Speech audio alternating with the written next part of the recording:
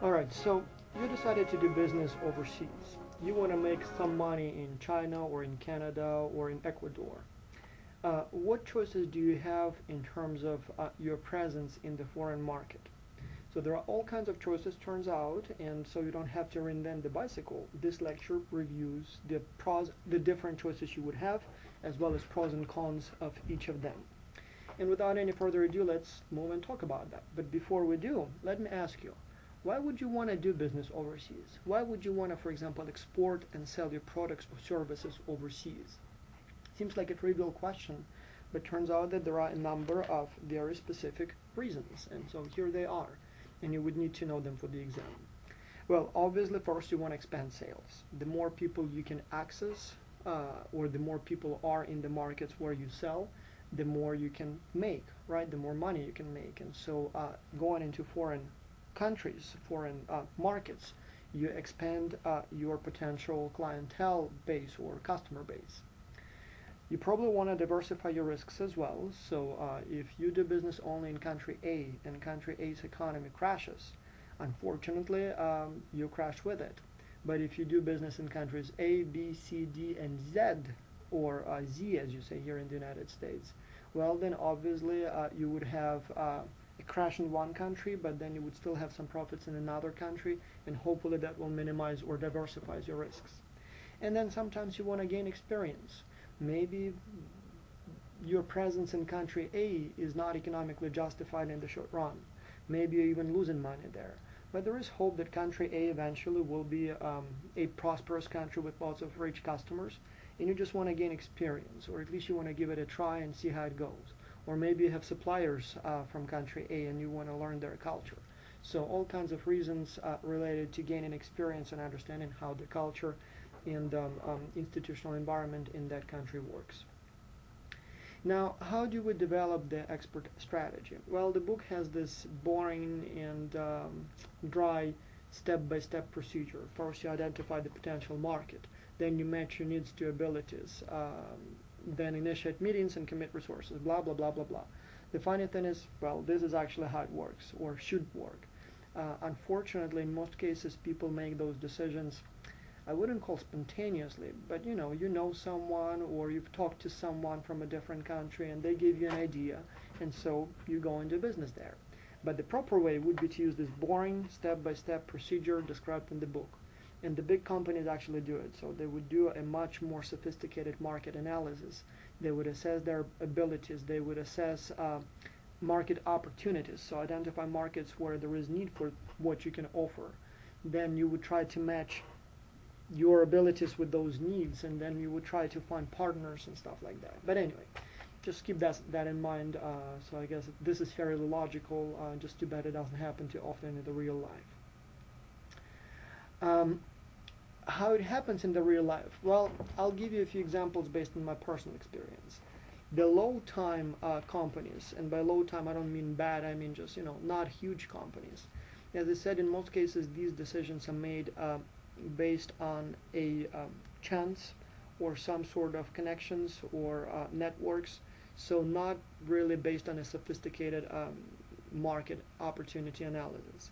I'll give you a few examples of companies that do business with the United States or Canada, thanks to me being the kind of the middleman. For example, when I go back to Ukraine, or when I visit other countries, or sometimes when my friends or family visit me here in the United States or Canada, those who are more entrepreneurial always ask me, is there anything here that you would be able to sell there, or that you don't have there, or do you have anything there that you miss here? And so by asking this question, they're trying to identify the need or the market imbalances. And so my answers usually would be, for example, in the early 2000s, I would say, well, in the West, normally in public toilets, you have those toilet seat covers, paper seat covers. Here in Ukraine at that time, I didn't see them. And so a couple of my friends, well, not a couple, one of my entrepreneurial friends decided to give it a try. And so he ordered a fairly large, I believe it was like a container of all those paper covers that he successfully sold in Ukraine.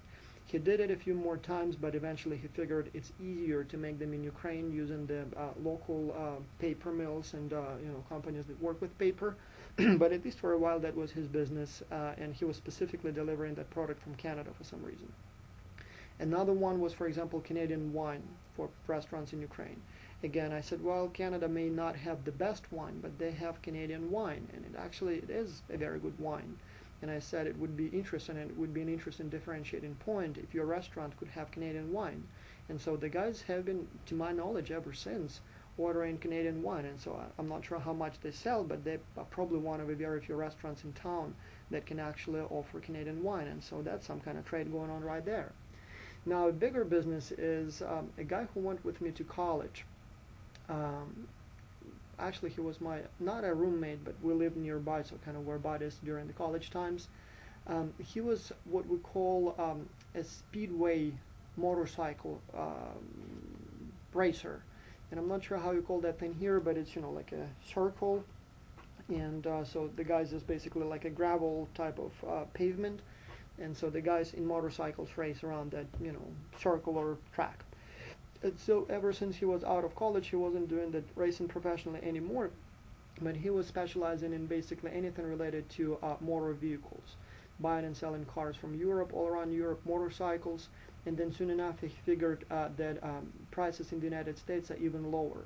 And so what he does on a regular basis, he comes to the United States, buys usually up to a dozen motorcycles, occasionally cars, and then resells them in Ukraine. And so in many cases he would come and stay at my place and scout the dealerships and Craigslist and all the other, Autotrader and other types of outlets while he is here, finds his motorcycles, then he flies back home. The motorcycles are then loaded in a container and then shipped back to Europe, where he picks it up at the port and then just delivers with local trucks to his customers.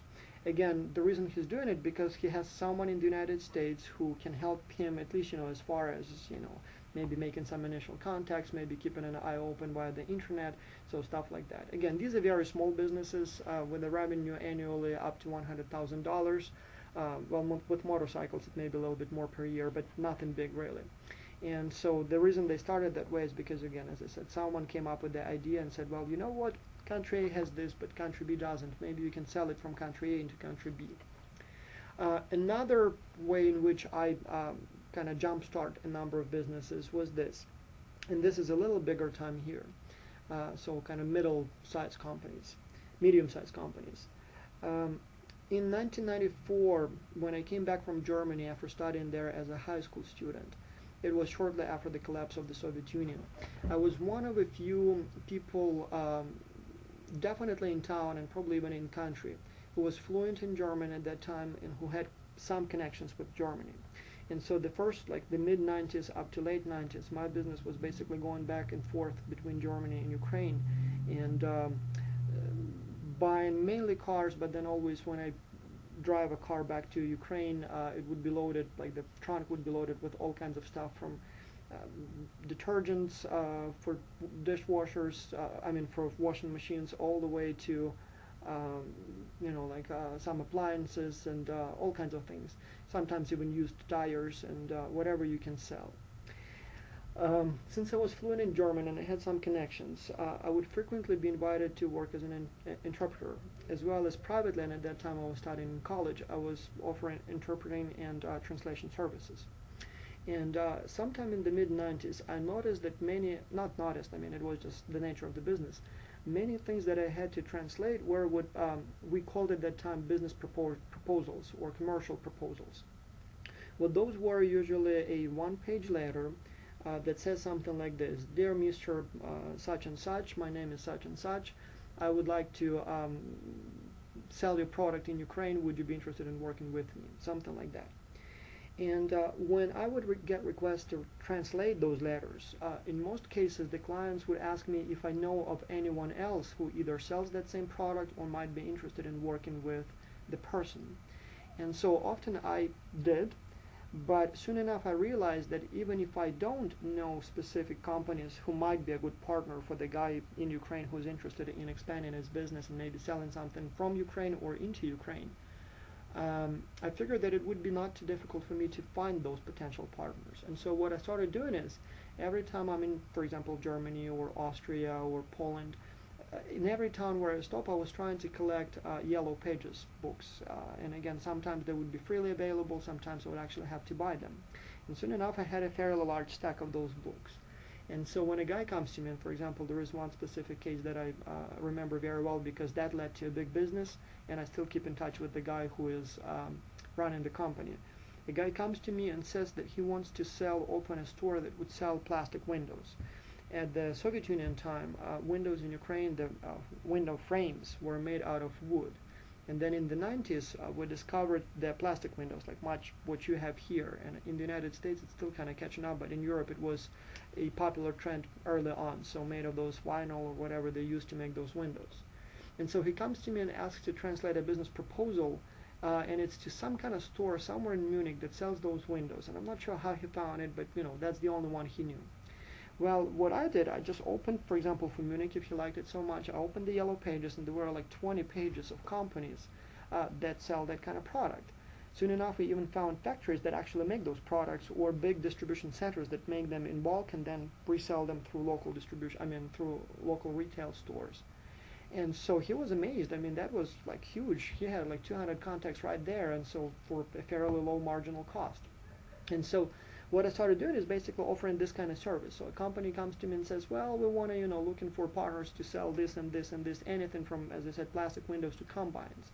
And I would easily find dealerships or distribution centers or manufacturers of that equipment.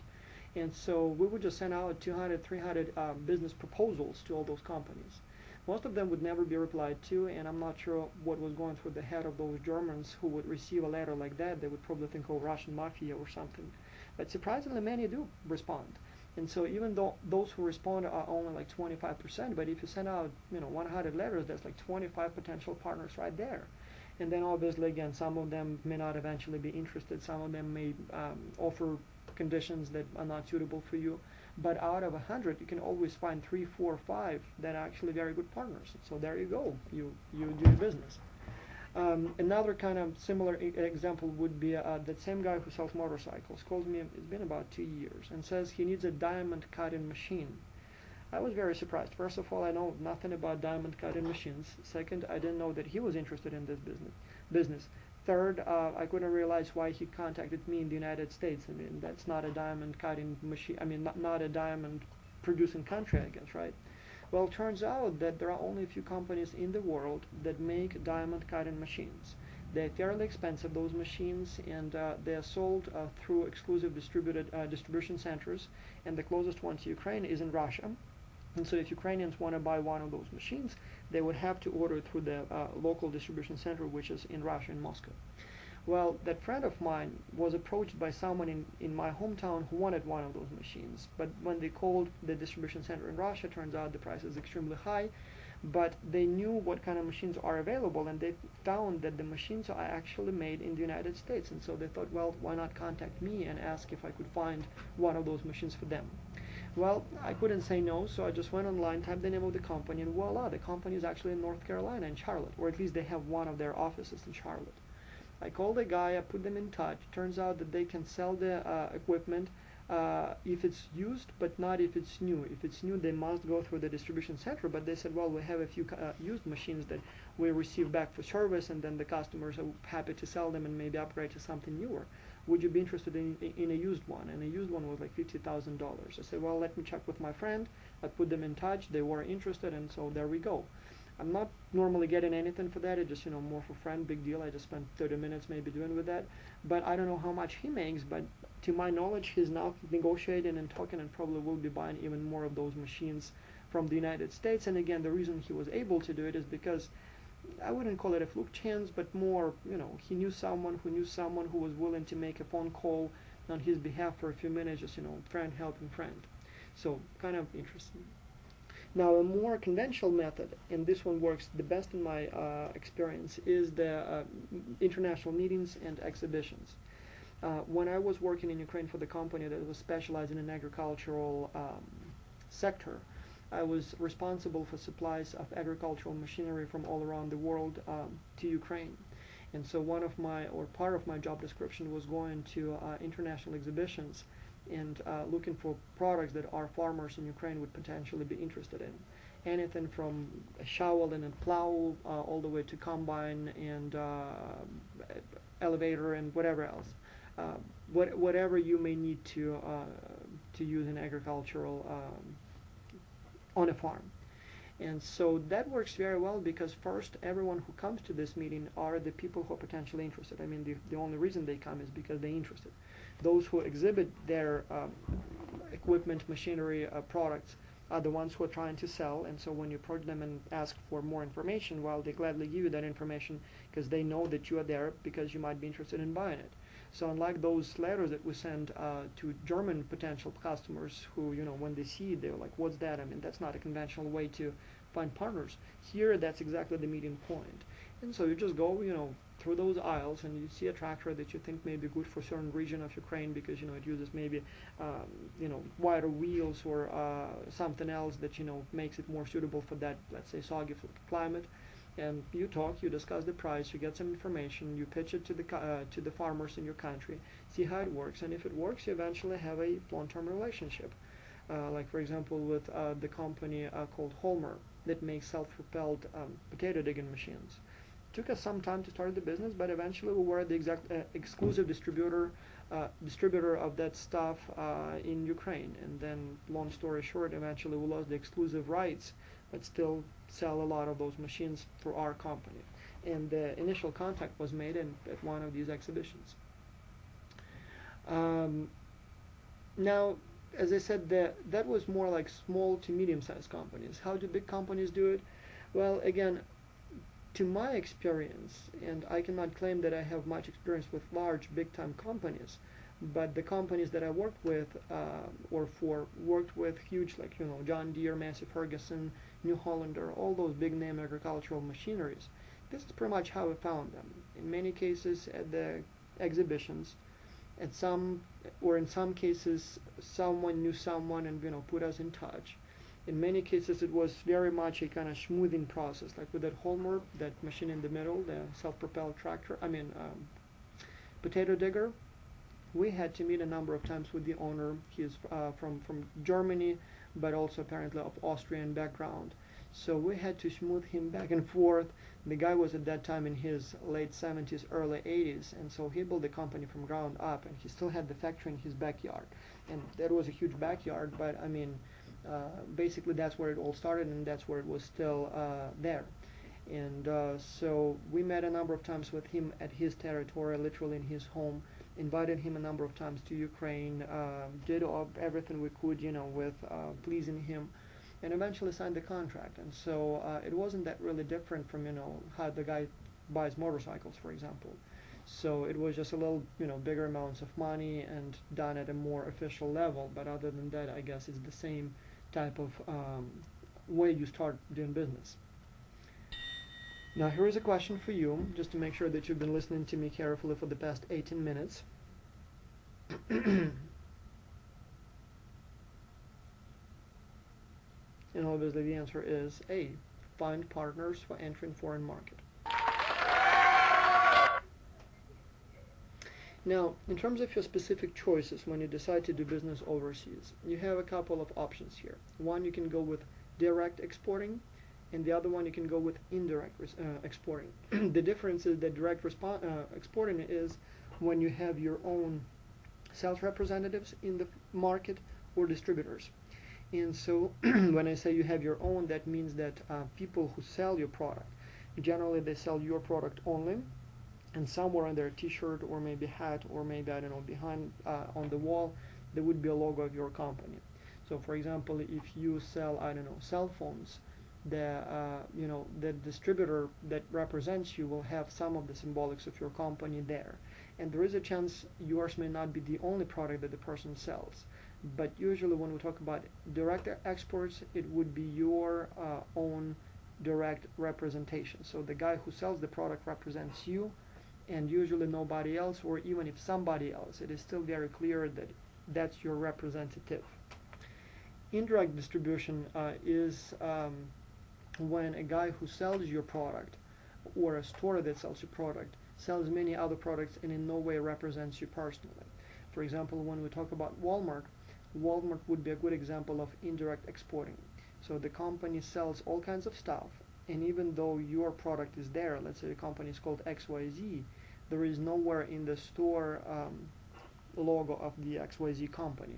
So for example, just because Walmart sells lots of Procter & Gamble products, it doesn't make Walmart a representative of P&G company. So it can be, again, anything from agents that go door to door and they sell everything, whatever the customers are willing to buy, all the way to huge retailers like Walmart. Again, in this case, the company does not represent you. In most cases, the company does not own the product that it sells, so it remains your product. And so, or different arrangements are actually possible. Sometimes the company actually buys the product from you first and then resells it. But again, the point is that they do not represent you directly, they just sell your product.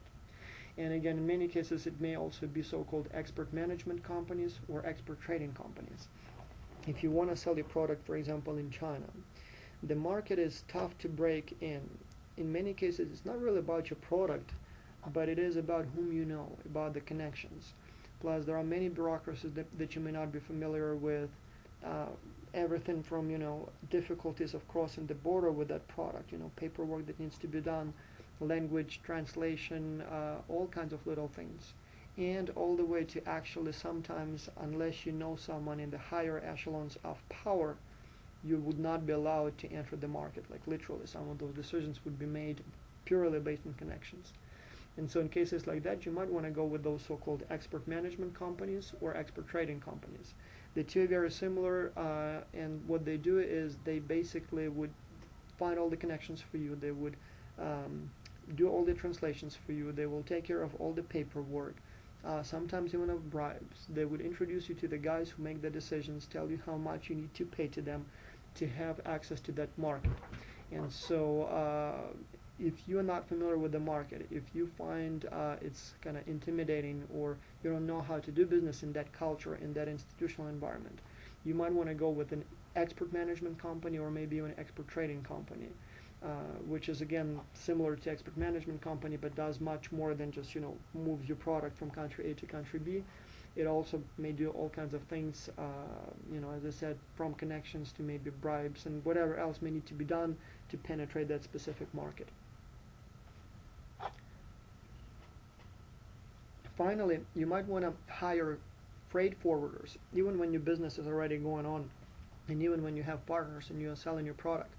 You might want to hire freight forwarders who would help you move your freight, move your product from country A to country B. Again, for example, if you're trying to sell something from North Carolina to New York, it's very easy. You just load the truck and you move it. If you're trying to sell something from North Carolina to Canada, a little bit more complicated. There will be some extra paperwork involved, and even though, again, you wouldn't really be stopped at the border as you would if you went to a more distant country, but still some paperwork needs to be done, money has to be exchanged, because apparently, not apparently, you know that in Canada you would be selling a product for Canadian dollars, and so there will be some things related to currency exchange there. And so if you haven't really done it, you might want to not waste your attention and time on learning those ins and outs of freight forwarding, and instead you might want to just hire a professional company, pay for their services, so that you could focus full-time on your product rather than how to move from country A to country B. But if you want to sell your product in a so-called developing country, for example, let's take for instance, I don't know, Ukraine or maybe Ghana, or maybe whatever other countries, or maybe even a developed country like Japan, there is a very good chance there will be lots of little things that you would need to know in order to move that product from country A to country B. In my early days, that's actually what I was doing. My very first business was basically a freight forwarder.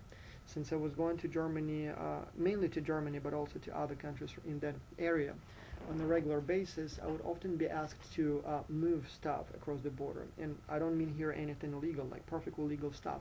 A guy, for example, bought a car and needs someone to move it back to the country. Or maybe someone needs someone to follow the truckload of whatever they bought, I don't know, fertilizer, for example, or whatever else. and so they needed someone to be there with a truck in case questions arise on the border. You can translate, you can maybe, I don't know, help fill out the paperwork and stuff like that. And so over time, when you do it again and again and again, you kind of know how it's done. You know what forms need to be filled out, you know what custom duties have to be paid and where and how much. Sometimes, unfortunately, you may even need to know whom to bribe and what the tariffs are. And so all that stuff may be done by professionals much more efficiently than what you would do if you had to learn it on your own, especially if you're not doing it or planning on doing it for the next 25 years. It may not be worth the time to invest to learn ins and outs. Just like, like for example, preparing your taxes. Technically, you could learn and be able to do it, but I mean, in many cases, we prefer to hire professionals just to make sure that no mistakes are made and the taxes are filed properly. And so that's why you might want to go with freight forwarders if you need to move products across the border. Now here is the next question.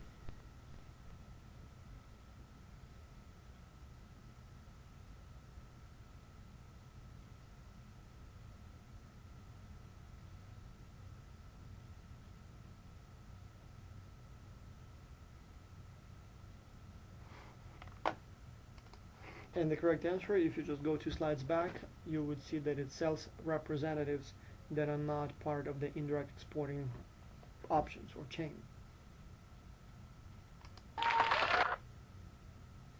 Now, another topic that is, I'm not sure why it's put in entry mode chapter, but I suppose, who cares? It's an important topic, so let's discuss it here, is how you're going to make the payments. And this is a very tough question. Sometimes when you're in a foreign market, I mean, when you're selling something from Greensboro to someone in Greensboro, payments is not an issue, right? So you just pay, with credit card or cash. And if something happens, for example, you paid for your product, but the product was never delivered, you know where to find the guy, and you know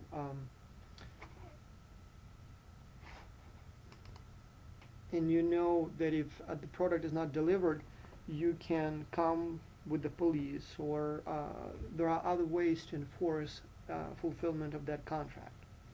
The same thing if you, for example, sell a product and you do the delivery of the product, but then the payment never comes. Again, you know where to find the guy who bought your product, and worst case scenario, you can find the guy and take your product back. So there are ways to enforce the contract. Now, when you do the business internationally, all of a sudden it becomes much riskier. Let's say you're selling your product to someone in China. You ship a product, it goes there, and you never see the money. So what do you do in that case? I mean, it's not like the guy is just across the street. I mean, it's very difficult to find what's going on, find out what's going on. And even if you know that you've been basically tricked and the money is never coming, what are you going to do? I mean, are you going to take your baseball bat, go to China, and beat the crap out of that guy? I mean, that's very difficult to do. I mean, essentially, the money never comes. There may be no way for you to make it come. You come to that country, you may try to make a big fuss. Well, there is a very good chance maybe the police there are, paid on the payroll of the guy that you're trying to extort the money from. And so you may go to prison. So it becomes much riskier. And so arranging all those payments is not such a easy way to do, because at the same time you may not be comfortable sending the product before the payment comes, but so your partners overseas may not be happy or comfortable with sending you the money first, because they may not know if you're going to send the product to them, and if you don't, I mean, what they're going to do. There is no easy way for them to make you fulfill your promise. And so in terms of payments, you have several options here. First, this graph shows you the different options, but first let me tell you how these types of deals have been made historically, or how the payment arrangements have evolved over the history. And so in prehistoric times, what normally was happening is that if an agreement was made between two parties separated by the national border, parties that may not necessarily have much influence over one another, each other, what they would do is they would take, for example, the other party's daughter hostage and keep that child in their house until the agreement is fulfilled. It can be something like, matter of political agreements, some kind of truce or something of that kind, or maybe a trade agreement. And so the deal would be that, you promise to deliver the product to me over the next 2 years, for example, every month. I promise to pay to you. But just to make sure I will be making a prepayment, and just to make sure that the product eventually comes, I'm going to hold your child hostage.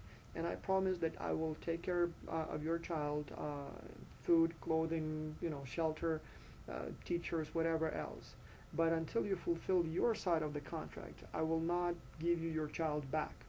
And interestingly, when you read the history of Europe, you would notice that many children of monarchs, or those who became eventually monarchs, actually were raised in a foreign country. And the reason for that is because their parents at that time must have made some kind of agreement, and the children were raised at a partner's house just because, again, that was as a insurance that the contract will be fulfilled. Well, obviously this approach is very inefficient. Obviously, if every time I wanted to have a transaction, I want to buy a car from you or something else, and if every time I would need to, hold your child hostage, that would be very inefficient. The transaction would be very expensive, and so trade would definitely not be promoted that way. So we figured out better ways to do it, and so some of the ways we will discuss here. Well, one would be the advanced payment. You pay first, and then the product comes later. And so in terms of pros and cons, well, obviously this type of arrangement is risky for the buyer and less risky for the seller. So if you want to buy something from, let's say, again, China, and you have to make a prepayment, obviously you pay first, and so that's for you a risk. You just have to hope that the money will eventually come. That the product will eventually come. Usually this is the method that is used when the seller is a known company and the buyer is just, a small trader that nobody knows. For example, when I was buying, in my at least early years, cars from Germany, I was working with some dealerships on more a regular basis. They were established companies, everyone knew who they were, where they were, and I was just a guy from Ukraine that nobody knew. Obviously the only method of payment that they would agree to would be the advanced payment. They don't know me, and they wouldn't want to send a Volkswagen Passat or Mercedes C-Class to some guy somewhere under the condition that, once he receives the car, he will actually send you the $20,000–$30,000. So unfortunately that was basically my only option. The problem with this is that it's not only risky for the buyer, but it's also not very efficient and trade promoting for seller. Sellers obviously want to sell more. The problem is that in many cases, buyers, or at least the representatives of buyers, may not have the money right up front. For example, in most cases when I was buying those cars, I wouldn't have a specific client in mind. I would just kind of scout the territory, find the cars currently on the market that seem to have good price, and I know I can sell those cars for profit in Ukraine. The problem is that, with an average price of a car at that time anywhere between $5,000 to $25,000, I just may not have enough cash in my pocket to buy those cars. I know that if I had those cars, I would be able to sell them within a month or so.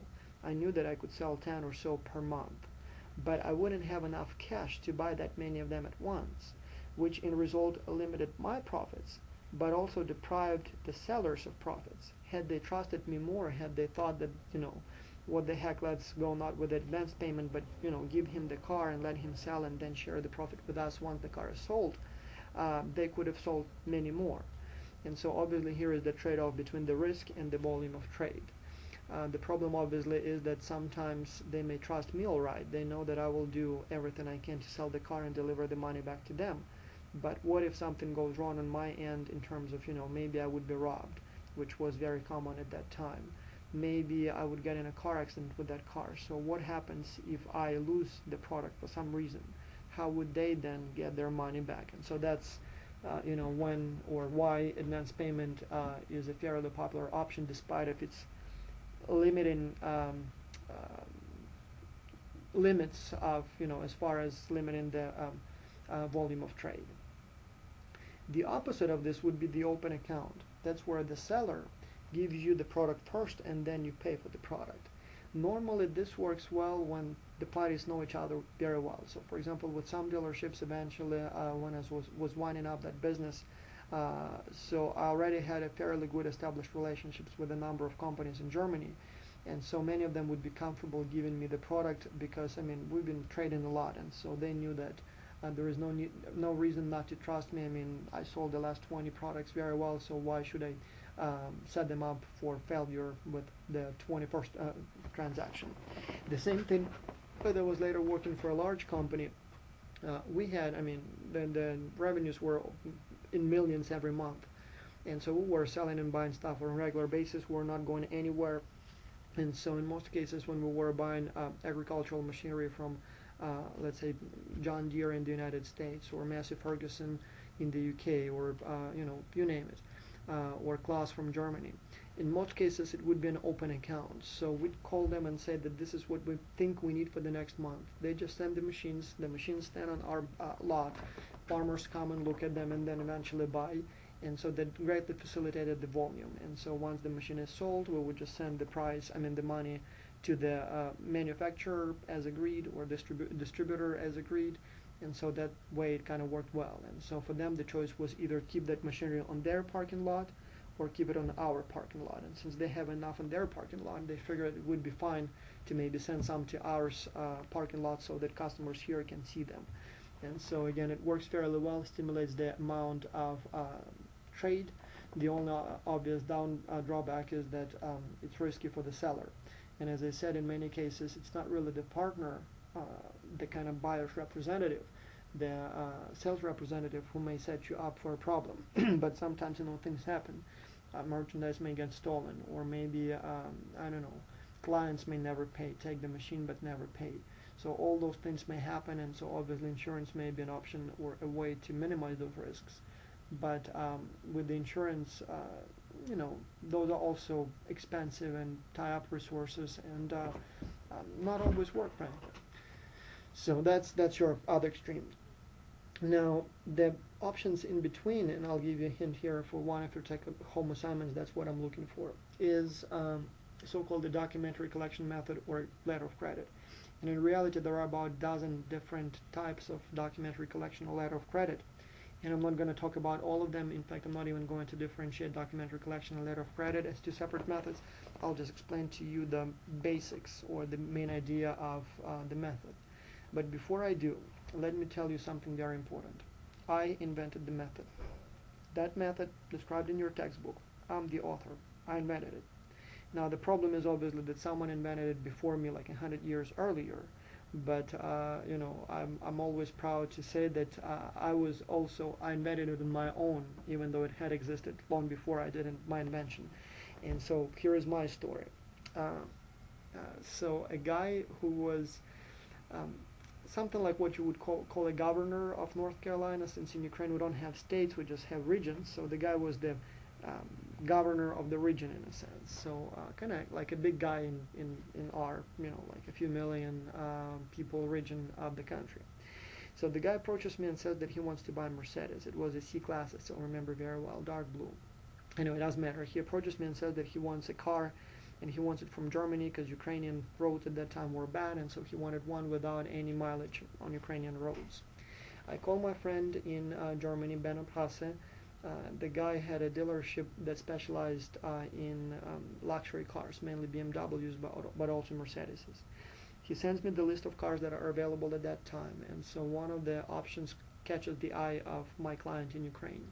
The price was around $30,000 at that time. It was a used car, not a new car, and at that time in Ukraine that was still huge, like $30,000. It was like 3 apartments in our town that you could buy at that time for that money. So a lot of money.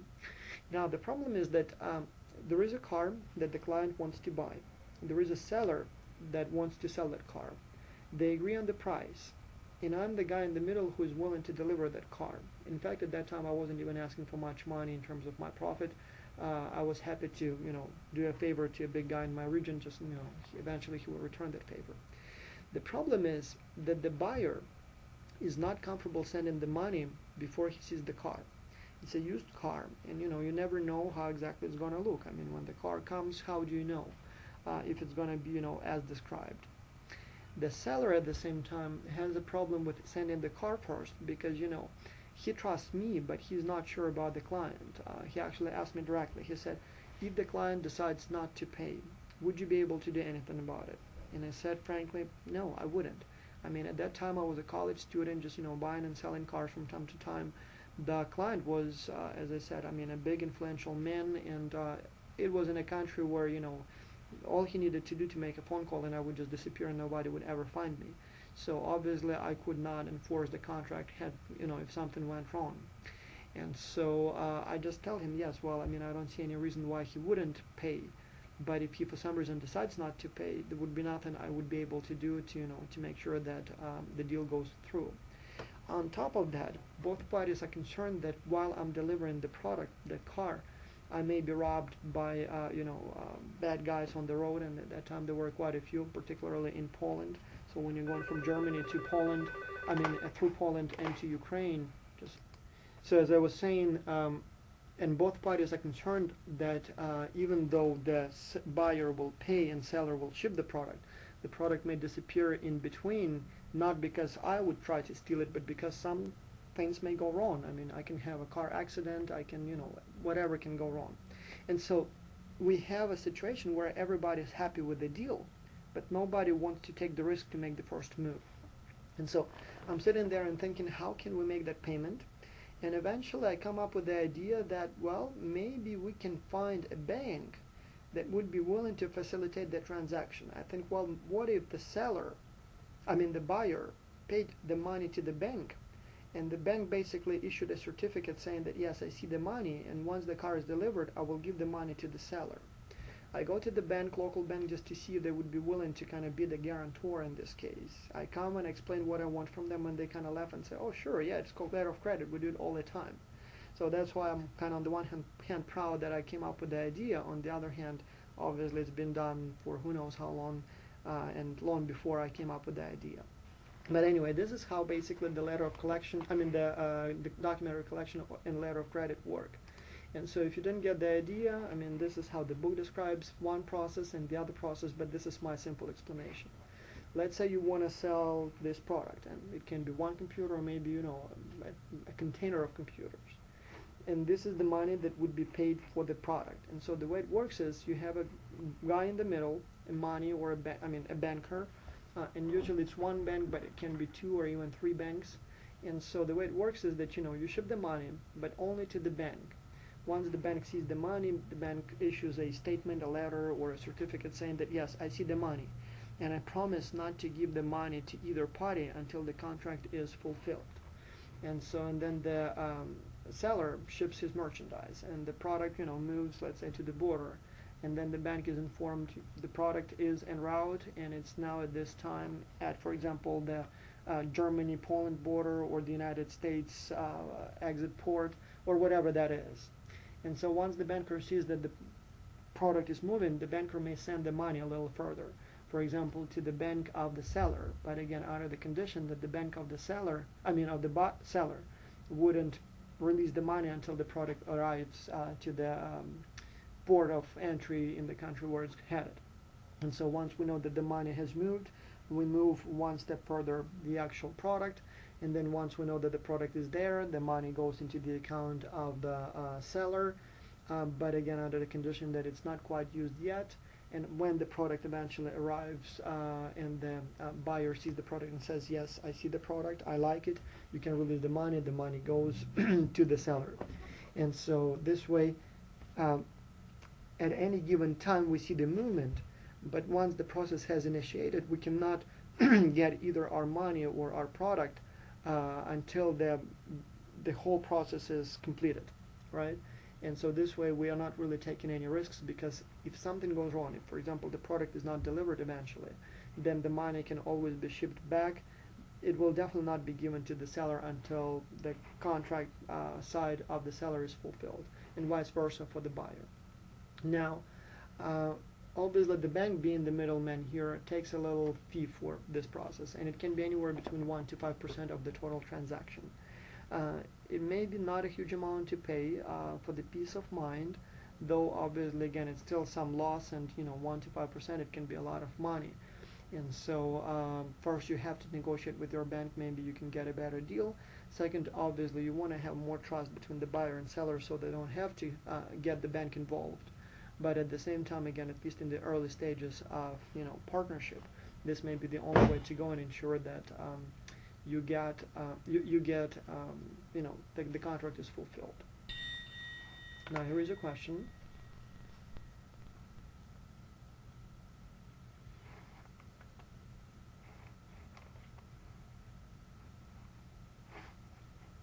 And I must admit this is not a very good question because options A and B are potentially good answers to this question. On the exam, if I have this question, I'll give you either letter of credit or document recollection because the difference between these two is very subtle, and so for the purpose of this question we would assume that A and B both are correct. Now your other option in terms of payments would be Countertrade. That's basically what we call different forms of barter and other types of exchanges where money is not involved or cash is not involved. Many of us look at Countertrade as something from the 18th century or maybe as something that is still only observed in, let's say, developing countries. And this is wrong. This is a very common way of payment, and it has a number of advantages, and in fact probably should be used as often as possible because it can seriously maximize your profit. First, in terms of different forms of Countertrade, we can talk about barter, and this is the simplest thing. That's where basically you exchange product A for product B and there is no cash payment involved at any time. You can have a counter purchase. In this case you agree that for every ton of wheat from me, I'll buy a ton of barley from you. And so even though we may pay with cash for the actual product, but the agreement is that eventually there will be an exchange of product A for product B. Offset agreements, switch trading, and buyback are basically different forms, again, where we agree that I will buy or get a product from you, you get a product from me, and again, there may be cash involved at some stages, but generally it's an agreement that there will be my product going your way and your product going my way. Now, in terms of popularity and reasons why it's popular, well, there are a number of reasons for that. I'll give you again an example from my personal background, but you can probably think of many similar examples in other industries. Imagine you have a situation where you are, let's say, selling tractors, and you have a farmer who wants to buy a tractor. You have a manufacturer of agricultural machinery, a guy who sells tractors, who is willing to sell the tractor. They agree on the price. They agree to pay you for you being the sales representative, basically to facilitate the transaction. The challenge is that it's, let's say, August, and the farmer doesn't have cash at hand. What the farmer has, he already started harvesting his crops, and so he has some wheat in his barn. But it will be a few months before the farmer can sell that wheat and have the needed cash to pay for the tractor. The problem is that this is the harvest time, and the farmer needs the machine now because he has 10 days to harvest his crop, and if the farmer doesn't do it now, the farmer loses lots of money. What can you do in this case? Let's say the manufacturer is not comfortable releasing the product now in the hope that the farmer will resell his wheat or barley or whatever crop the farmer has and will pay a few months later. What can you do in a case like this? We found ourselves in this situation again and again and again. So we would have a farmer who has a natural product that is worth a certain amount of money, and it's enough to buy the product, but the problem is that it's not cash, and our partners wouldn't be willing to sell the product for wheat because that's not how they sell their products, as well as they're not willing to release the product before the payment is made. What we eventually ended up doing in many cases is we would take the wheat from the farmer and use our own channels to sell the wheat, and then use the cash to pay to the seller. And that worked fairly well, but soon enough we realized that we were actually very good at that. we could actually sell the product, the produce that the farmers are trying to sell at a much better price than what the farmers would ever get. On top of that, we figured if we allowed farmers to pay with the produce, they would be willing to buy many more units of machinery. In fact, they would be much more willing to buy that machinery from us, especially given that at that time no other trader was offering that same option. So what we could achieve by offering the barter type of payment was first a dramatically increased volume of trade, which means more profits for us. But eventually we were doing it so often that we became very good at reselling corn, wheat, barley, all those kinds of things. And so the farmers would give us more produce that was actually needed for us to get the price that we needed for the tractor. Because the farmers, being not connected, not having access to the markets, not knowing how to do it, they're very good at growing produce, but not very good at selling it. And so in most cases they would go with the governmental agencies that buy the produce from farmers and sell them on the open market. But if we could do it for the farmer, we could actually make some money purely on facilitating that produce selling transaction. And so that could give us another 5 to 10% of profit just because we kind of give the farmer one extra service. So not only we were making more money because of the increased volume, because of the um, uh, option of barter for the farmer, but also because we could now make money on the actual barter operation. And so eventually we actually had a whole subsidiary that was specifically handling produce trading. And so what I'm trying to say here is that you may be in exactly the same situation even in the very United States, a country that we perceive as developed and a country where most people think counter trade is not a necessary option anymore. The thing is that it is, and the thing is that it may help you a lot, because just like in Ukraine and here in the United States, you may have lots of farmers, for example, who need a machine in August when they have harvest, when it's the harvest time, and when they have the produce in their barns, but not cash yet in their hands, because normally they would have cash toward the end of the year when they have sold their produce. And then obviously if you go into business internationally, again, that would be your often the only choice if you want to sell your product. And I'm sure you would see exactly the same examples in other types of industries. This is just the one that I happen to be familiar with. So if you can go with counter trade, you all of a sudden can dramatically improve your profits, and there is nothing illegal about it. In fact, in some cases you can even save some taxes, because in some jurisdictions counter trade would not be perceived as a taxable transaction. So at least you can save on sales tax and other types of taxes. So definitely not something to look down upon, and definitely something that may help you maximize your volume and profitability. Now here's a question.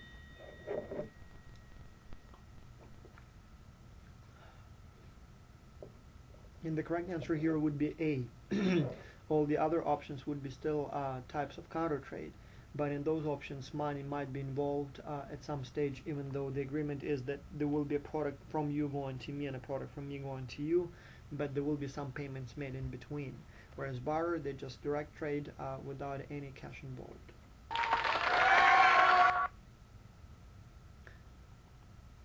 Now we talked about that, so I'll just skip it. Now let's talk about forms of market entry. When you decide to sell or make money overseas, turns out you have a whole wide range of options that in which or ways in which you can penetrate a foreign market.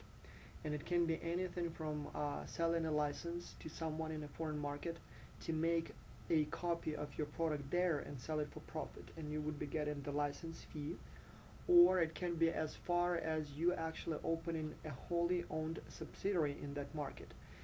You opening basically your own company, either building it from scratch or buying an existing one.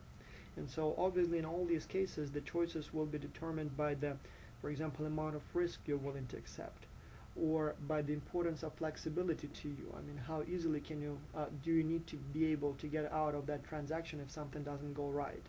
So obviously when you have a wholly owned subsidiary, getting out of that business would be a fairly difficult proposition, because you would need to lay off the people, sell your facilities, equipment and stuff like that. Whereas if you go with something as simple as, for example, licensing, well, big deal. If you decide not to do it next year, you just stop selling your license and that's it. And then obviously resource commitment. Again, if you want to build your own factory there, that's a lot of resources that you need to invest. At the same time, if you just sell the license, I mean, investment is minimal pretty much.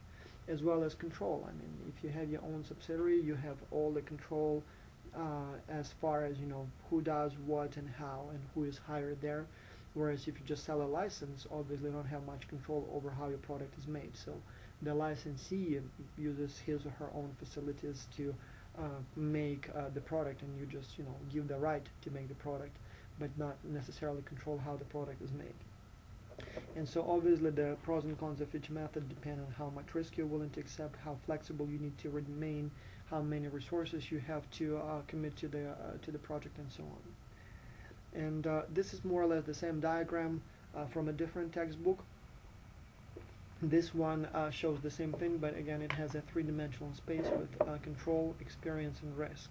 And again, you can go with something as simple as exporting or licensing, all the way to wholly owned subsidiary. And so for a wholly owned subsidiary, you would need to have lots of experience, but it will give you lots of control, and at the same time means a lot of risk for you.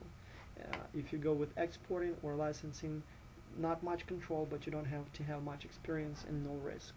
So if you have a question on the exam or on the take-home assignment that asks you to find an optimal entry mode given a certain level of experience, control, and risk, you would just look at this graph and choose the dot that, you know, that corresponds to the answer that you're looking for. Now let's talk about each of those options one by one. And so the first one would be licensing. Very simple stuff. In this case, you simply sell the license to someone in a foreign market to make the product as you invented it. In most cases, licensing is used when making an extra copy of the product is very cheap. For example, for software, in most cases it would be a license, not the actual product that is sold to the foreign market. For example, on the university computers, we use Novell system that manages our network. And so what the company does, it doesn't sell a new disk to us every time when we need to put a new computer on our system. It just sells us a license to install a number of replicas of the software to our computers. And so every time we do that installation, we pay a license fee because copying the actual product is extremely cheap. The same method is used, for example, by Hollywood studios. In the old days, a movie was just a movie. Today, a movie is what they call an event. And so especially if it's some kind of Disney or you know, like a so if it's a movie for children, for example, there would be toys that come with the movie. There may be theme restaurants opened to accompany the movie, theme parks, and all kinds of other stuff. Now obviously the Hollywood studios, they wouldn't be making those toys. Obviously they wouldn't be operating those theme parks. In most cases what they do, they just sell a license to a toy maker, for example. And so when you come to Walmart, you would see all those, you know, for example, Pirates of the Caribbean characters, or you would see the cars. And so that just doesn't mean that Universal or Pixar had their own factory that make those toys. All they do is just they sell a license. In many cases, that license would be sold to a factory overseas. Most of those toys would be made by a company, for example, somewhere in China. And so for a studio here in Hollywood, that's basically a business in China, because the money comes from China for them. So they sell a license to a company in China to make the toys. And so by not really being present in China physically, the studios can still have a substantial business in foreign countries by selling licensees to producers of toys or t-shirts in foreign countries, as well as from the sales in those foreign countries, because again many of those toys would be sold in China, in Europe. And so in a sense you do business overseas, but the beauty of licensing is that you don't even have to go overseas to get profits from those regions. Now the obvious advantages would be that, you know, it's low risk, you can expand your business into foreign market and get profits from there. You can also probably reduce counterfeits, because, you know, when you sell licensees, if the price is right, I mean, why would anyone want to knock off your products when they can actually get a formal official license? And then maybe even, you can improve the technologies, because for you, again, developing a method of making those toys or t-shirts may be very difficult. But then if you sell a license, you can basically just have the partnership where someone with a better technology does it for you. But then again, obviously, we don't have much control over how the products are made. And so let's say a company in China and just put some, I don't know, lead in paint that they use in those toys, and then all of a sudden it's kind of bad publicity for you, but you had no control over that in a sense, right? And so you may also be kind of, releasing your strategic property to someone that you don't have much control over, and again, that's a little risky. But it may be a very good proposition, particularly if making that specific product is beyond your current capabilities. Now, additional problems with licensing may be specifically related to your to the inability of the licensee to make the product the way you envision it. For example, you probably all know this product here, and you probably all know this man on the picture. This is Sir Dyson, the guy who came up with the idea for this bagless vacuum cleaner.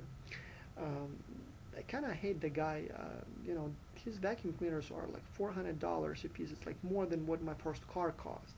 But for some reason, my wife thinks that they are, a wonderful product, and so she basically forced me to get one of those. And so I guess it's a good product, no question about that. But I mean, why the hell should it cost so much?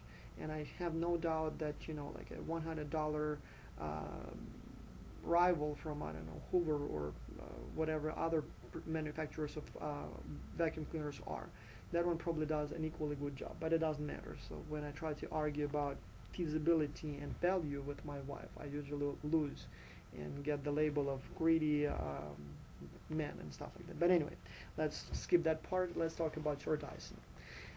The guy comes up with the idea in the early 90s for a bagless vacuum cleaner. And so his idea was brilliant. He thought that, bagged vacuum cleaner is the one that use those bags inside. The bag gets clogged with, dust, and over time loses suction. And even though it has more room for the actual dust, but because it loses suction, it's not doing a very good job, and you have to get a new bag. At that time, as you may know, or maybe you don't know, because that's the time when you were born actually, at that time, vacuum cleaner companies, manufacturers, they made their money not on the actual vacuum cleaners. They made their money on bags. So the actual unit, the vacuum cleaner, wouldn't be that expensive. The problem is that once you buy one, for the rest of your or vacuum cleaner's life, you would need to buy those new bags, usually like one per week. And the bags would be anywhere between $1 to $5, maybe even $7. And so over the time of that vacuum cleaner's life, you would spend much more money on the bags than on the cleaner itself. And then at the same time, the profit margins on the bags are much higher. Like a bag to make is maybe 10 cents. You sell it for $2, that's like a huge markup. So when Sir Dyson approached with his idea major vacuum cleaner makers, Hoover and Bissell and whoever else is on the market, most of them felt that it was a stupid idea. I mean, that completely challenged the profit model that they had. And so when he was trying to sell a license to them to make his model, they just didn't see any value in that. They thought, well, why would we want to buy it if it will deprive us of the profits, or if the actual model, the product, will have to cost so much more. Second, when he eventually found a company that was interested in making his product, the problem was that he was not sure that that company, and it was some kind of Taiwanese plastic manufacturer, plastic product manufacturer, Dyson wasn't sure if that manufacturer would be able to meet his expectations of quality. From the very beginning, he envisioned his product as a superior quality, luxurious, or upper class product. And so Sir Dyson has a degree in engineering and specializes in airflow. So all his products have something to do with airflow. But he also wanted this product to be, like Apple of vacuum cleaners, something that is better, shinier, beautiful, innovative, and all that stuff. And so he was concerned that if he sells a license to a factory that will not be able to meet his expectations of quality and design, he may basically spoil the idea. And so after trying, first to find a licensee and then find one that would actually be able to meet his expectations, Sir Dyson decided to make them himself, and so he built a factory and then another one, and so now all those bladeless air fans and vacuum cleaners are actually made by Dyson in his own factories, so that he has control over how the product made, control over the quality of the final product, as well as he doesn't have to share his technology with someone he may not necessarily trust enough to share the technology with. Another option that entails a little more risk than licensing, but definitely is not as risky as a wholly owned subsidiary, is franchising. And you know what franchising is, so we have a number of examples here, domestically as well as internationally, that work under this model. So everything from McDonald's all the way to Starbucks to Red Roof hotels to car dealerships and so on and so on. Those who don't know, and I'm sure by now you all do, but just in case you don't know what a franchising is, that's when I, as a franchisor, for a fee, sell to you my logo, my distribution channels, my, in many cases, advertisement, in many cases, training, and all kinds of other support systems. But you actually pay me for all that support system, but you own the actual facility. So for example, when you go to that Subway restaurant on Tate Street, even though it is Subway, it's actually owned by that family, the Indian guys who run the restaurant. So they either bought the building or pay the rent for that building. They hire the people and pay their salary, but they also pay a fee to Subway, and Subway in exchange does national advertisement, sends them all the ingredients for their products for a fixed price, gives them all those, from oven to all those posters on the walls that Subway centrally manufactures or buys and then delivers to the franchisees. So, and even though it costs a lot of money for the franchisee, it's a good deal, because if they were just, XYZ restaurant, nobody would know it. They would have a hard time finding suppliers of the ingredients for their food or sandwiches. They would have a hard time, figuring out what's the best way to advertise the product. They may not have other, like software, for example, for managing, receivables and payables, all that kind of stuff. So it makes sense to them to make that big payment to the franchisor, the Subway, or actually it's what is it, Doctors Incorporated or something like that, the name of the company. But they get so much in exchange that it's worth the money. And so the same thing with Starbucks, the same thing with hotels, car dealerships, and so on and so on. I happened to spend a year with Volkswagen in Germany, and so it was an internship. It was right after college. I spent almost a year there, going from parts suppliers all the way to the marketing department, to dealership, to manufacturing, and so I spent some time at every stage of the production process and the selling process. And so Volkswagen, as most car manufacturers, they distribute their cars through car dealerships, which effectively are franchisees. So if you want to be a Volkswagen dealership, you would need to pay a lot of money to Volkswagen, and in exchange you first will be allowed to display that logo, and you would be the official distributor as well as the official service provider of, servicer of Volkswagen cars. And so when someone wants to buy that car, once they see that logo, they know that you represent Volkswagen. At the same time, you're not really Volkswagen, right? So you just have the right to represent them, and you get all kinds of, little things from Volkswagen, but you still buy your own building, pay the, property tax for your building and lot for the cars. You hire the mechanics, you hire the sales personnel. You do all that stuff on your own. And that's why when you have all those dealerships, normally you would see also another name following the name of the car manufacturer. So for example, here in in Greensboro, you would have like Crown Honda, and you would have Van York Honda. So Van York, that's a family that owns the dealerships, and they, by the way, have not only Honda, they have all kinds of other dealerships, right? But so that's the name of the actual owner of the franchising company, not franchising company, but the specific location. But Honda here symbolizes that Honda is a franchisor who sold the right to the franchisee to represent Honda. Now, For you as a franchisor, it's a wonderful opportunity to enter the foreign market without having to commit much resources.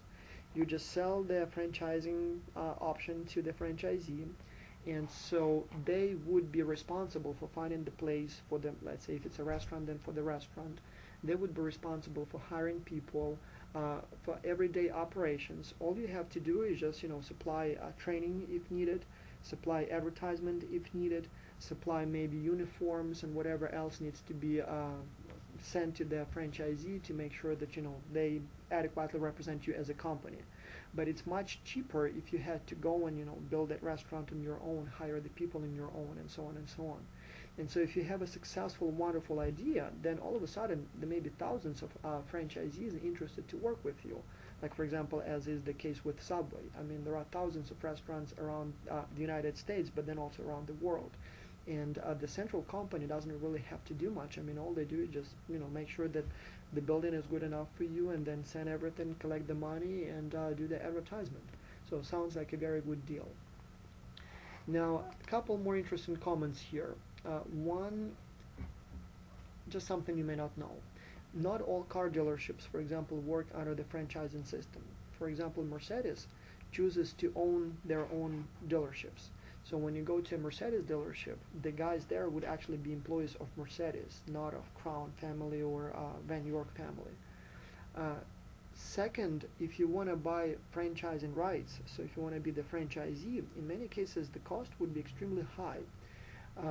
For example, when I worked for Volkswagen, I learned that not only they provide you with everything from advertisement to uniforms, but actually charge a lot of money for that. Like, for example, in a car dealership, you were required to buy even furniture from Volkswagen, and like a table would be like $3,000. A uniform would be like $300. And you could definitely get a comparable piece of furniture or clothing for much lower had you been allowed to do it on your own. But the franchisor, first on the one hand, wants to ensure that everything is standard and meet the quality expectations of the company. But then on the other hand, that's how the franchisors make money. And so you reap the profits. You basically you pocket the profits that you make by selling those cars. But then franchisor also makes some profits on first selling the cars to you, but then obviously not all those additional things. And then once in a while, the franchisor may come up with an idea to, for example, change the design of the dealerships. For example, make more glass walls. And all of a sudden, you are faced with the need to either tear down your building or maybe a few walls and replace them with huge windows, or lose the franchising agreement. And as you know, sometimes also franchisor may be going through a tough time, as was the case with General Motors, for example, in 2008, 2010, and a number of dealerships lost their contract. So they were established as GM dealerships, but for whatever reason, GM felt that they're not good enough, and so one day you just may receive a letter saying that no longer you can represent our company, so we will not be providing all that support to you. At the same time, you're not allowed to say that you're a representative of GM. And so that may be a little tricky here because, obviously, it may make your business basically eliminate your business. Also, in a sense, if you are a franchisee, you would have fewer choices as to what you can sell and how. Like, for example, if you're a Volkswagen dealership, you would not be allowed to sell, for example, GM's brand new cars. Trade-ins, yes, but new ones, no. If you represent, like if you're Subway, you wouldn't be allowed also to sell McDonald's burgers in that same restaurant. There may be also limits on, for example, like if you sell soft drinks, if your company, parent companies or franchisor has an agreement with Coca-Cola, you may not be allowed to sell Pepsi products, and so on and so on and so on. At the same time, if you are a franchisor and you want to enter a foreign market using that approach, you must be aware that you may also have little control over your franchisees. And if you want them to sell only Coca-Cola products because you made an agreement with Coca-Cola and Coca-Cola gives you some kickbacks for you guaranteeing that only Coca-Cola soft drinks will be sold in your restaurants, and then you find out one day that one of your franchisees in India felt that it would be okay to also sell Pepsi products because customers there may like Pepsi more, and all of a sudden you may be in a, in trouble with Coca-Cola. Plus, in addition, it would be almost impossible to, it's not like you can go to all those thousands of restaurants every day and check what they're doing there. So in many cases, you also will, as a franchisor, be in a sense held hostage of diligence and good practices of your franchisees. But again, it's obviously less risky and less resource demanding than you running all those companies on your own, and definitely helps grow quickly. Now, management contract is another very interesting method to enter a foreign market. Sometimes your product may not be something tangible. It may not be, like a burger or, a cup. It may be expertise. And you can make money in a foreign market by selling your expertise. It's not quite consulting, though it may be, but it would be more like your managerial expertise. For example, BAA, British Airport Authority, is a British company that has presence all around the world. And what these guys do, they manage airports, and they manage airports in Indianapolis in the United States, or Naples in Italy, and Melbourne in Australia. So what they do is they have all the needed expertise to manage an airport. First, make the connections with the air companies, airliners, so that the airplanes come to your airport. Second, manage 1,000 of other little things, from food to launches to cleaning to security and all that kind of stuff. And so when a city opens a new airport, the city may not have the knowledge and the skills to manage this kind of enterprise. And so in many cases they would hire BAA to do it for them. And so BAA would charge you a certain fee, monthly or yearly, whatever the agreement. And for that, they would train your employees or hire employees in your location, maybe send some expatriates, share their software and everything else that needs to be there in order for the airport to run. And so obviously for you as a service provider, so if you are BAA, you may make money all around the world without really having many employees all around the world. Again, on occasions, you may be sending your expatriates there to train the locals.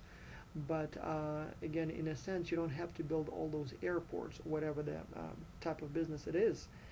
And at the same time, you can still make all that money by basically selling your managerial expertise. And so management contract is another way to enter a foreign market, especially if you have a wonderful degree from UNCG, for example. You have lots of expertise in, I don't know, how to run international business. And so you may open your offices and share your expertise in, for companies that want to do business internationally.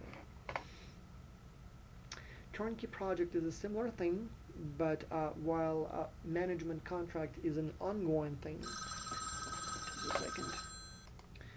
So the way a turnkey project works is that you may be hired to create a business or to create or build the facilities overseas, and so you would be getting your money from an overseas customer, but you wouldn't be there on a permanent basis. You just come, you build, you shake hands, have a big opening ceremony, and then you go home. I actually happened to work for one of those companies in 94, 95.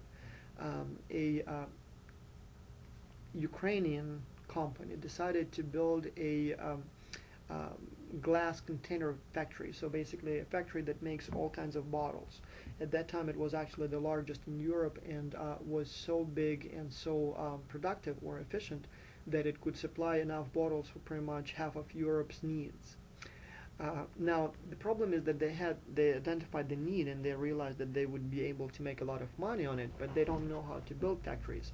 And a glass factory, that's a big deal. I mean, it has special ovens, and it's a continuous cycle type of business, because you understand that once the glass starts flowing through those pipes, once the melted silicon or whatever they use to make glass starts flowing through those pipes, if you stop even for a few minutes and it hardens, then you basically lose your factory, because once the glass becomes glass, there is no way you will be able to warm it up again and make it flow again.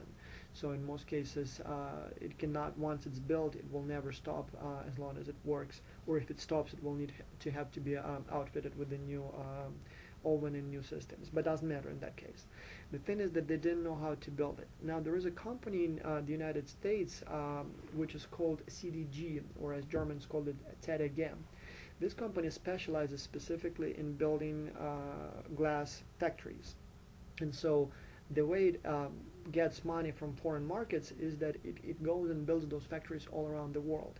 The funny thing is that they often would hire locals or third country nationals to actually oversee the production or the construction process. Like in our case, I actually worked for a German company that was hired by the CDG to oversee the construction of that glass factory in Ukraine. So what we had was predominantly Ukrainian workers and some Ukrainian engineers. Then lots of German engineers who worked with CDG, and then the CDG actually supplying all those, from bricks for the oven all the way to electrical equipment and everything else. And so for CDG, that was a way to have their presence all around the world, but at the same time, CDG didn't really have any employees on the site. So all they do is they develop their stuff in the United States, then find contractors who would actually do the construction, and occasionally maybe send some expatriates to make sure that everything is done right. But at the same time, without committing too much resources to that, they are able to basically have presence all around the world. And so I was an interpreter for a German engineer, Victor Wiegand, his name was. And so my job was basically to follow him all around the whole day and translate for him. It was also a very valuable experience. In fact, that's when I developed an interest in cross-cultural management. That's when I realized that it's not only fascinating from the kind of ethnographic perspective, but it's a very important area of enterprise. I would frequently experience situations like this. For example, my German engineer sits in his office, and then an angry Ukrainian worker, storms in and says something like this, and I translate here in English. Tell the fuck to that guy to, give me a screwdriver, because without a screwdriver I can't, do my job, and, like lots of F words and lots of swearing there, and, that stupid butthead sitting there in his office, and I cannot do my job because I don't have a screwdriver. And then I would translate in German that, text, in language something like this. Mr. Such and Such here is interested by any chance you might have an extra screwdriver so he can go on with his work. And then the German guy would say something like, tell to that butthead, worker that I'm here an engineer and not a guy who supplies screwdrivers, and what the F he wants from me here, and, and I'm busy, and, go and, F yourself. And I would translate it back saying, no, unfortunately, Mr. Wiegand at this time is not able to provide you with an extra screwdriver, and so maybe you could ask someone else if, there is an extra tool for you to continue with your work. I'm very sorry. And so by being kind of that middleman, and in many cases kind of, pouring water on that fire, first it was kind of fun. Second, it was very educational. Third, it was actually helping sometimes to facilitate all those conflicts. And third, as I said, I realized how important cross-cultural differences in communication may be, for an enterprise. But anyway, as I said, that may be another way to collect some profits from foreign markets. And so this method may not necessarily require much resources that you would tie up into the project, but definitely requires lots of expertise, at least as far as expertise in the product itself and not necessarily in the market itself. And then finally, wholly owned subsidiary. I mean, if you want to do business overseas, maybe you want to build your own factory, and it can be, build what we call a greenfield. So come and buy literally just greenfield and build it from scratch, or you can buy an existing company and hire your own employees and run that business internationally. And so again, you would be present in a foreign market, let's say in the Philippines or in Germany. And so the pros of this approach obviously is that you would have ultimate control, right? So nobody asks you what you do and how you do it, so your technology would not be stolen. Then if you have your factories all around the world, you have huge volume, and so economies of scale would be helping to bring your marginal cost down.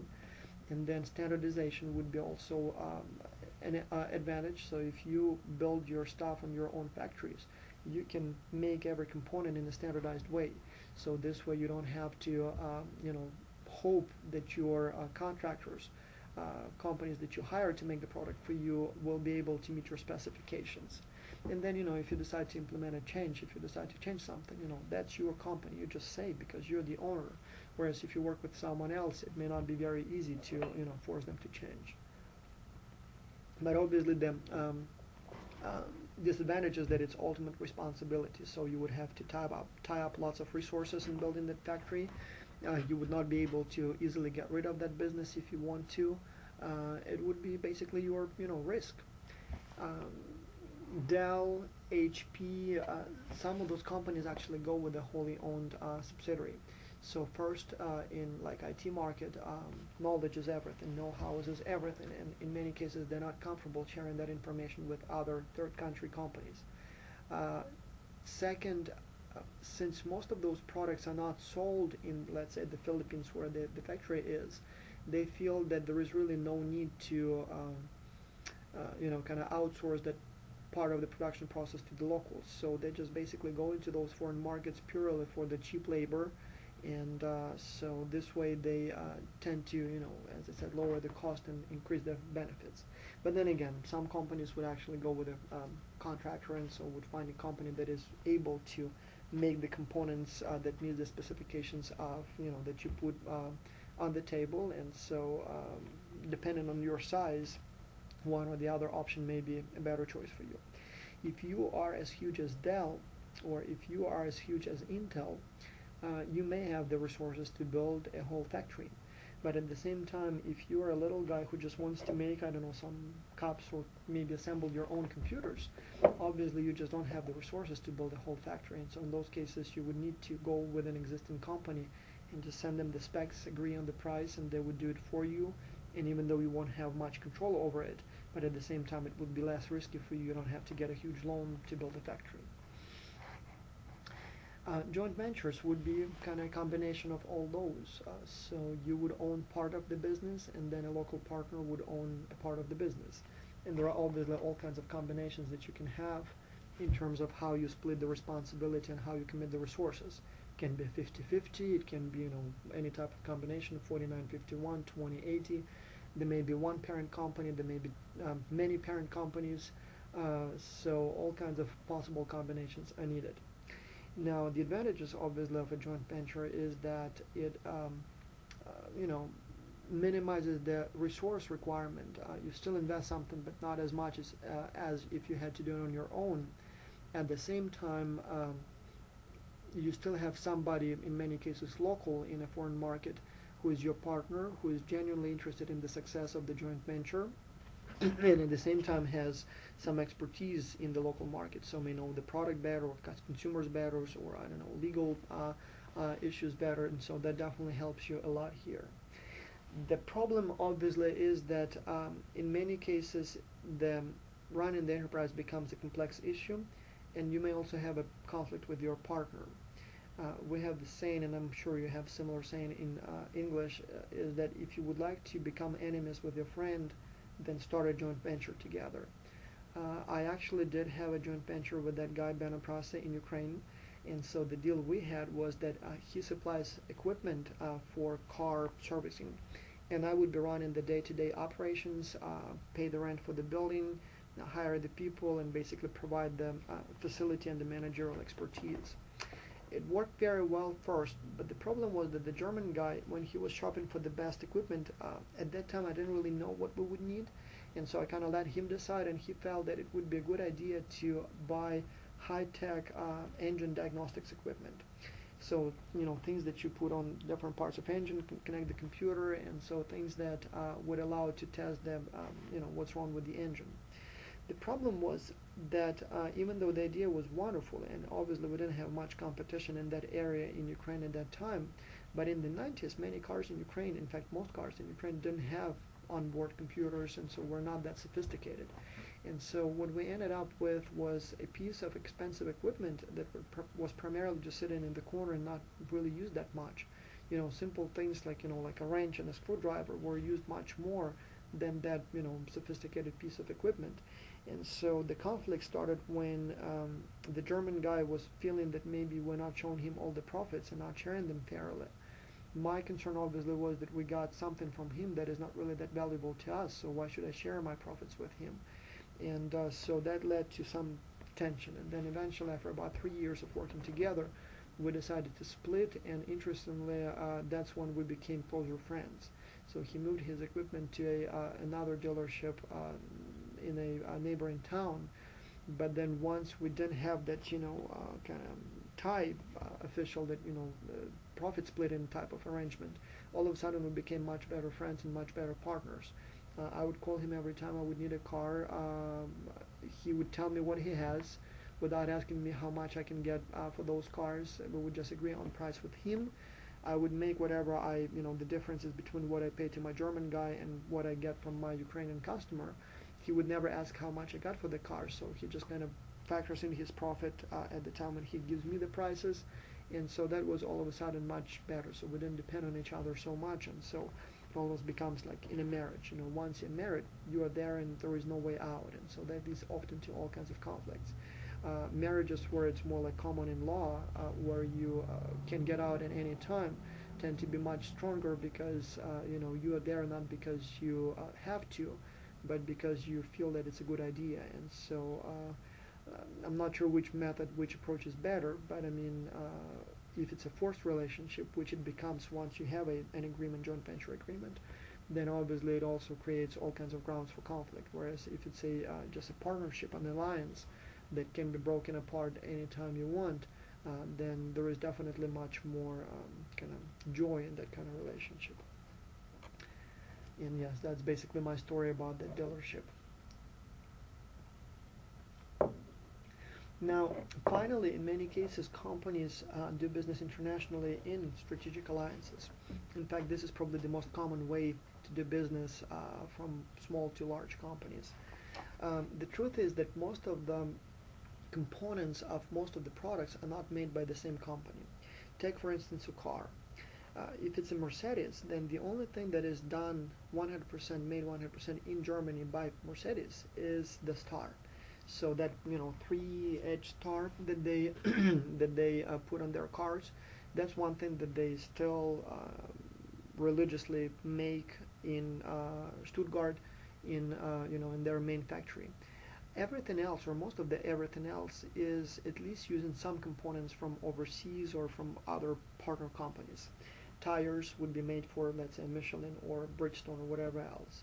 Paint would be made by another company, I don't know, BASF or whoever else makes paint. Windshields would be made, or any glass products would be made by companies that specialize in making products from glass.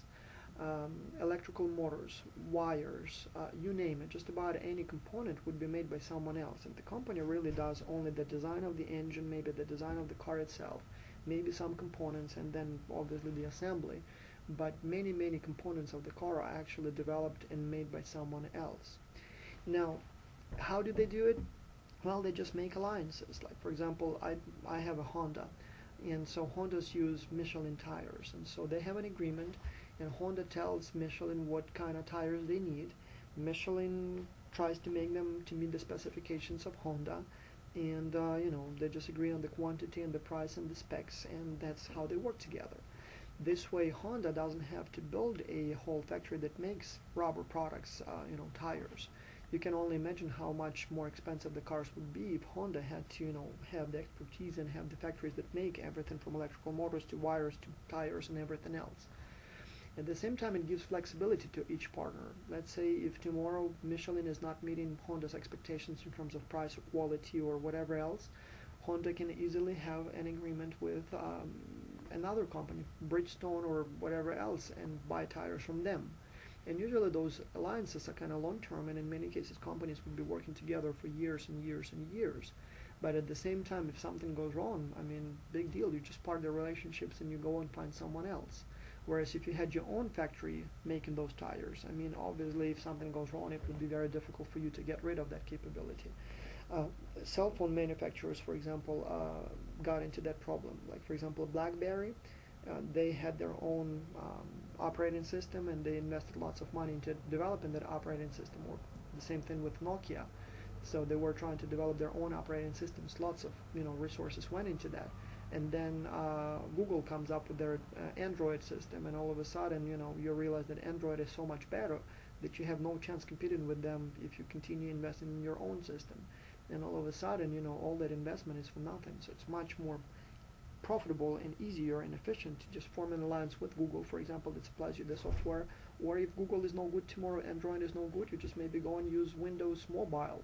because maybe it's better at that time. And if Windows Mobile is not good enough, maybe there is someone else who makes those kinds of things. So obviously that gives you all that kind of flexibility and efficiency.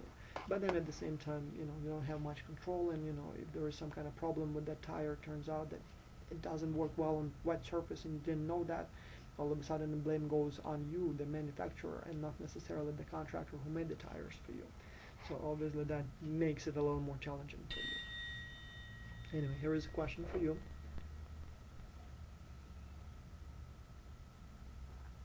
And obviously the answer is management contract.